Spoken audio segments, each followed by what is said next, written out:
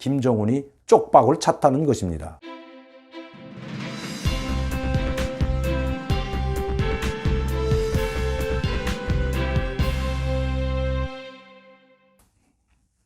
안녕하십니까 여러분, 강명도TV 자유조선을 시작하겠습니다. 오늘은 7월 22일 수요일입니다. 참 김정은이 불쌍하게 된 것 같습니다. 김정은을 동정해서가 아니라 정말 그 어린 나이에 가라앉는 북한, 즉 가라앉는 배라고 할 수 있는 북한호를 몰고 힘겹게 엔진도 다 꽂은 그 커다란 배에서 북한 주민들을 태우고 망망대해에서 표로하고 있는 북한호이다, 이렇게 말해도 과언이 아닐 것 같습니다. 다시 말씀드리면 지금 연료도 떨어지고 먹을 것도 떨어지고 물도 떨어지고 돈도 떨어지고 더 이상 배에 아무것도 남아있지 않는 그런 북한을 이끌고 가고 있는 김정은, 망망대해에서 표류하고 있는 처지에 놓였다는 것입니다. 그럼 제가 왜 이런 말씀을 드리는가 하면, 최근에 김정은의 동선이나 행보를 보게 되면 오는 곳 하나 제대로 되지 않아 정말 좌절과 분노에 차서 호통치는 모습을 자주 볼 수가 있습니다.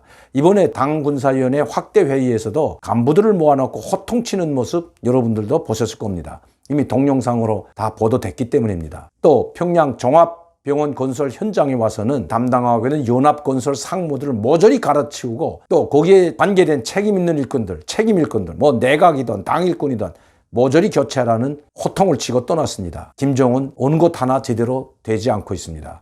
제가 그래서 왜 김정은이 요새 그렇게 좌절과 분노에 차 있는지 알아봤습니다. 다른데 그 원인이 있지 않습니다. 자금이 다 떨어졌기 때문입니다. 여러분, 이번에 연합뉴스에서 발표한 북한의 종제유, 말하자면 이 가솔린과 디젤입니다. 가솔린과 디젤이 없으면 북한의 공장기업소는 모두 올스톱될 수밖에 없습니다. 북한에 들어가는 약 40만 배럴의 정제하지 않은 원유, 우이주에 있는 화학공장으로 송유관을 통해서 들어갑니다. 그러나 거기서는 가솔린과 디젤이 나오지 않습니다. 디젤과 휘발유는 바로 러시아나 아니면 중동 국가들, 또 중국에서 수입에 의존해 왔습니다. 그런데 1월부터 6월까지 중국에서 들여온 정제유, 휘발유와 디젤이 2,800톤 남아 되나마나 합니다. 연합기업소 한 연합기업소에서 쓸 수 있는, 연합기업소 1년치도 되지 않는다는 것입니다. 한 연합기업소가 써도 모자랄 이 정제유를 수입했다는 것, 그만큼 북한이 난관에 봉착했다는 것입니다.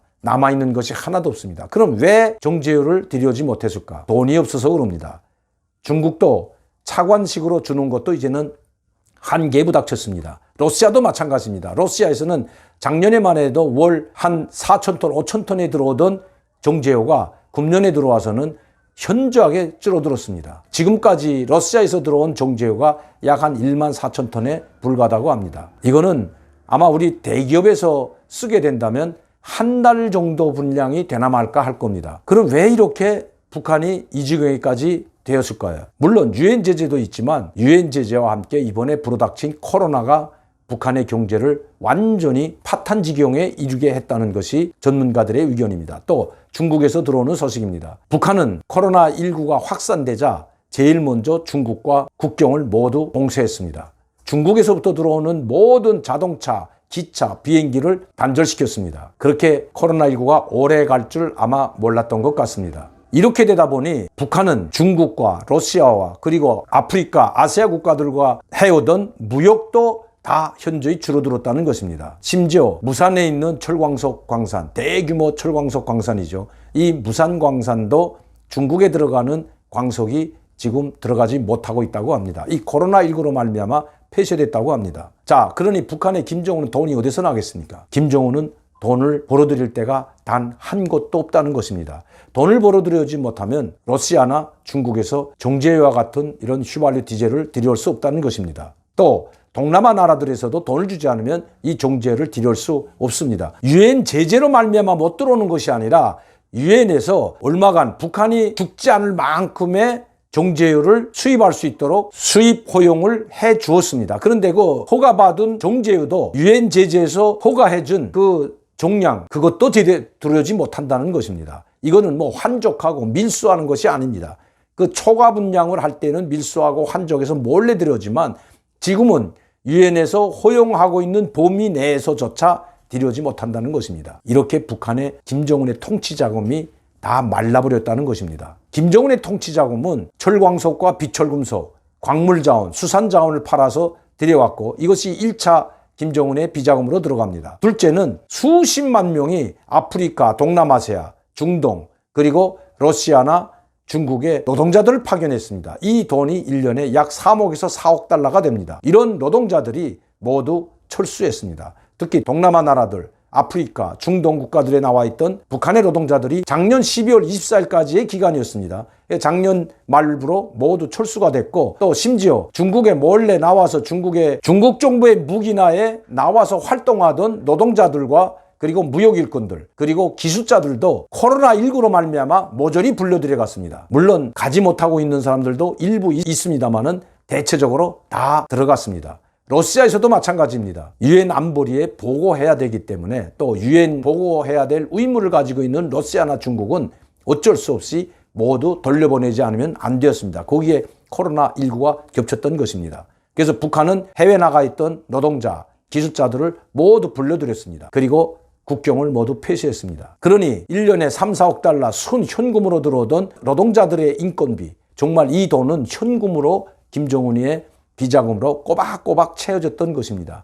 그런데 지금 약 6개월, 7개월 동안 김정은은 돈 한 푼도 받지 못하고 있습니다. 여기에 좀 전에도 말씀드렸듯이 코로나19가 덮치는 바람에 북한의 모든 무역이 중단됐습니다. 유엔 제재로 인해서 중단된 것이 아니라 유엔에서 허용하고 있는 범위조차도 지금 수출도 못하고 있고 수입도 못하고 있는 상황입니다. 김정은 정말 쪽박찬 신세가 됐습니다. 그러니 그 입에서 호통만 나오고 간부들을 모가지 떼고 붙이고 하는 화풀이 정치를 하고 있다는 것입니다. 공포정치, 화풀이 정치, 그 화를 모두 간부들에게 뒤집어 씌우고 있고 간부들을 목을 치고 있습니다. 그 단적 신뢰가 바로 이만건입니다. 부정부패로 사건으로 이만건을 해임한다고 했습니다. 그리고 김일성 공업당학교 모든 간부들을 모조리 숙청해버렸습니다. 북한 조선노동당 중앙위원회나 당중앙위원회 일꾼들, 당중앙위원회 요원들을 파견하는 것이 바로 김일성 공업당학교를 졸업해야만이 들어갈 수 있는 최고 엘리트 당학교라고 할 수 있습니다.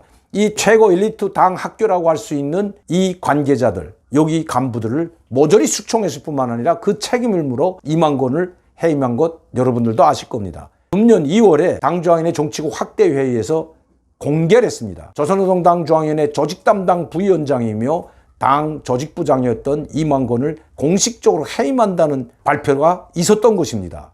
그것도 부정부패와 비리 청산이라는 명목하에 해임을 했고 당 학교에 대한 대대적 검열이 진행되었고 거기에 관계자들을 모두 경질했다고 발표한 것이 바로 금년도 2월이었습니다. 그럼 김정은은 왜 이렇게 대대적인 숙청을 저지르고 있을까요? 그것도 부정부패라는 명목을 빌어 숙청하고 있을까요? 바로 돈 때문입니다. 그것도 북한 돈이 아니라 외화 때문이라는 것입니다. 특히 이번 당중앙위원회 비리 촉결을 당중앙위원회에서부터 시작하여 지방도까지 모두 감찰을 내려보내고 고멸을 내려보냈다고 합니다. 그리고 지금 지방 당기관들, 권력기관들, 국가보위성사나 도보위기관들, 그리고 인민보안성사나 도보안국까지 모두 권력기관에 대한 감찰 그리고 고멸이 시작됐다고 합니다. 그러면 왜 이런 감찰과 고멸을 시작할까요? 바로 돈입니다. 그런데 이렇게 숙청이 벌어지자 중앙에 있는 돈을 가지고 있는 권력계층들, 다 권력계층이 지방에 있는 관료들과 연결하고 결탁하여 밀수행위를 통해서 엄청난 많은 돈을 축적했습니다. 그 많은 돈을 축적한 권력계층에 있는 간부들, 특히 그 자녀들이 그 간부들과 가족들, 그리고 권력계층과 결탁된 쫀주, 신흥부자들이라고 하는 쫀주, 이런 사람들이 돈을 쓰지 않고 수면 아래로 숨어들었다고 합니다. 절대 돈을 쓰지 않는다고 합니다. 왜냐하면 돈을 쓰게 되면 국가보위성 요원들과 인민보안성 요원들이 감시하고 있다가 명단을 작성해서 당중앙위원회에 보고한다고 합니다. 즉 김정은에게 보고된다고 합니다. 이렇게 되면 그들은 살아남기가 힘듭니다. 그래서 가택수생을 당하고 해임되거나 총살된 사람들도 있습니다. 그 대표적 신뢰가 바로 호위사령부 정치위원과 그 밑에 정치위원회 수하였던 호위사령부 무역회사 사장 다 총살됐습니다. 호위사령부 정치위원과 무역회사 사장을 비롯한 호위사령부 성원 5명이 총살된 것 제가 언젠가 방송으로 말씀드렸습니다. 이런 사람들은 북한에서 가장 권력 핵심층일 뿐만 아니라 가장 많은 외화를 보유하고 있던 사람들입니다. 쪽박을 찬 김정은은 어떻게 해서라도 외화를 굴고 모으기 위해서 이런 고멸과 감찰을 벌이고 있지만 그들이 모두 숨어버리기 때문에, 즉 돈을 쓰지 않고 있기 때문에 그것도 지지부진하다고 합니다. 특히 지방에 고멸을 내려간 간부들이, 중앙에서 지방으로 내려간 간부들이 지방 토착 간부들과 또 그 쫀주들에게 이용당해서 그들의 비리를 밝혀내기는 고사하고 함께 비리를 저지르고 있다는 것이 북한에서 온 소식입니다. 김정은도 돈이 말라버렸으니 김정은을 받들고 있는 김정은의 측근들과 또 평양의 권력 엘리트 계층들도 생활이 고통스럽기는 마찬가지라는 것입니다. 김정은이 고통스러운데 하물며 평양시의 권력 계층도 마찬가지라는 것입니다. 김정은은 이럴 줄 모르고 엄청난 건설을 벌려놨습니다. 먹고 살만해서 벌려놓은 것이 아니라 자기 치족을 쌓기 위해서, 그리고 자기가 북한의 최고 지도자일 뿐만 아니라 북한 인민을 영광과 승리로 이끈다는 걸 보여주기 위해서 눈에 보이도록 엄청난 평양시를 대규모로 건축을 하고 개발을 했습니다. 그것이 바로 미래과학자 거리, 그리고 창전거리, 요명거리, 통일거리, 대동강거리와 같은 엄청나게 많은 거리들, 우리로 말하면 신도시와 같은 거리들을 엄청나게 많이 건설했습니다. 한번 보시죠. 이것이 바로 평양의 오늘의 모습입니다. 겉모습은 본질로 합니다. 그러나 이 60층짜리 아파트에 올라가려면 시간이 있습니다. 왜? 60층까지 매일 걸어서 올라갈 수는 없지 않습니까? 그러면 엘리베이터 다니는 시간이 있다고 합니다. 아침 7시에서부터 8시까지 엘리베이터가 다니고 저녁 역시 6시부터 8시까지 2시간 동안 엘리베이터가 다닌다고 합니다. 이때 타지 못하면 걸어서 올라가든지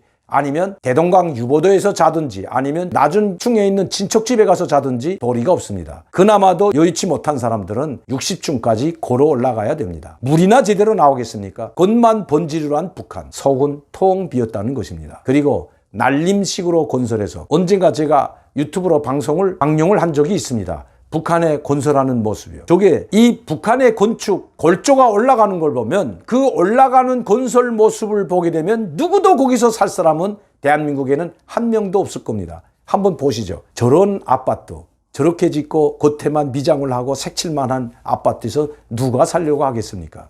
언제 허물어질지도 모르는 저런 아파트들이 북한인 것입니다. 겉만 번지르르하다는 것입니다. 오히려 간부들은 10층 이상으로 올라가려면 가지 않는다고 합니다. 집을 받지 않는다고 합니다. 그만큼 아파트 환경이 열악하다는 것입니다. 물도 안 나오고 전기도 안 나오고 전기도 없고 엘리베이터도 안 다니는 현실에서 어떻게 살겠습니까? 김정은은 이런 쓸모없는 거리들, 겉만 번지르르한 거리들을 수십 개를 평양에 건설해 놓았습니다. 이것도 모자라 온산 관광특구라고 지금 엄청난 건설을 하고 있는데 한번 보시죠. 뼈대만 올라간 상태에서 중지당한 상태입니다. 자, 그리고 삼지연에는 1기 건설을 끝내고 또 2기 건설을 하고 있습니다. 사람들의 주머니를 털어, 북한 인민들의 주머니를 털어서 지금 공사하고 있는 형편입니다. 오죽했으면 김정은이 뻔히 알면서도 평양 종합병원 건설 현장에 나타나서 인민들의 주머니를 털어내고 있다고 간부들을 질책했겠습니까? 자기도 뻔히 알면서 어쩔 수 없이 간부들 모가지 몇 명 치지 않으면 안 되는 상황이기 때문에 그만큼 북한 인민들의 원성이 높아가고 있다는 증거인 것입니다. 김정은은 북한 주민이 굶어 죽던, 경제가 파탄되던 상관없이 지금까지, 특히 문재인 대통령 올라온 이후 3번의 남북 정상회담과 그리고 2번에 걸친 미북 정상회담을 통해서 3년간의 시간을 벌었습니다. 김정은이 이 3년 동안에 한 것이란 호을뿐인 평양시 거리들을 조성하고, 그리고 자기 체제를 지키기 위한 대륙간 신형 탄도 미사일을 개발하고 중단거리 미사일을 고도화시키고 그리고 초정밀화 시킨 것 뿐입니다. 그리고 새로운 전략 무기를 계속해서 개발했을 뿐만 아니라 이제는 신형 잠수함까지 건조하고 있는 형편입니다. 여기에 얼마나 막대한 돈이 들어갔겠습니까? 이제 김정은은 통치 자금이 단 한 푼도 남지 않았다고 합니다. 다시 말씀드리면 김정은이 쪽박을 찼다는 것입니다. 쪽박을 찬 김정은. 아무리 북한의 우호적인 인사들이 통일부 장관으로 내정되고 대통령의 외교안보 특보가 돼서 남북교류협력을 부르짖더라도 김정은이 거기에 귀를 기울이지 않는 원인이 바로 여기에 있는 것입니다. 통일부 내정자인 이인영 내정자가 이야기하듯이 개별 관광을 실행하고 식량을 지원해 준다고 해서, 얼마간의 북한에 식량을 지원해 준다고 해서 김정은의 돈주머니가 불어나는 것은 결코 아닙니다. 또 임종석 특보가 이야기했듯이 남북한 60개 도시가 자매결연 맺고 MOU를 체결하고 남북교류 협력이 된다고 해서 김정은의 돈주머니가 채워지는 것은 아니기 때문입니다. 김정은은 그것을 바라는 것이 결코 아닙니다. 대량으로 돈이 들어올 수 있는, 즉 대량으로 북한에 외화가 들어올 수 있는 길을 열라고 문재인 대통령과 우리 정부를 압박하고 있는 것입니다. 그것은 바로 전면적인 개방인 것입니다. 금강산 관광 전면 개방, 개성공단 전면 재가동인 것입니다. 그리고 남북한의 광물자원과 수산자원의 자유로운 무역관계입니다. 이런 것을 풀지 않는 한 아무리 듣기 좋은 말을 해도 김정은은 문재인 대통령의 전사들에게 귀를 기울이지 않을 것이라는 것입니다. 쪽박을 찬 김정은 다음 행보가 주목됩니다.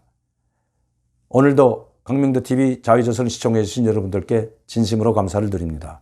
여러분들의 소중한 지원이 또 그리고 여러분의 소중한 후원과 그리고 자율 구독료가 좋은 정보를 여러분들께 알려드릴 수가 있는 것입니다. 항상 저를 격려해 주시고 후원해 주시는 시청자 팬 여러분들께 진심으로 감사를 드립니다.